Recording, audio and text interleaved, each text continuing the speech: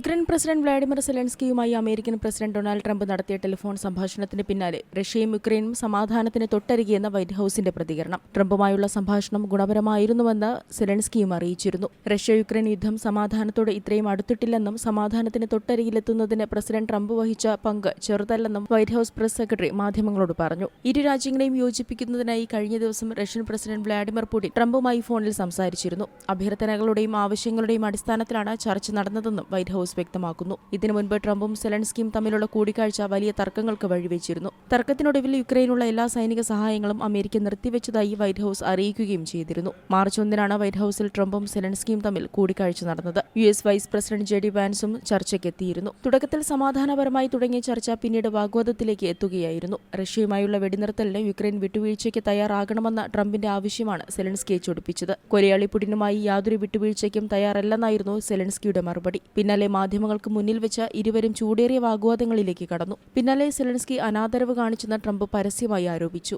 മൂന്നാം ലോക മഹായുദ്ധത്തിലേക്ക് കടക്കാനാണ് സെലൻസ്കി ശ്രമിക്കുന്നതെന്നും ദശലക്ഷക്കണക്കിന് ആളുകളുടെ ജീവൻ വെച്ചാണ് അദ്ദേഹം ചൂതാട്ടം കളിക്കുന്നതെന്നും ട്രംപ് ആരോപിച്ചിരുന്നു. International desk Zee Malayalam news.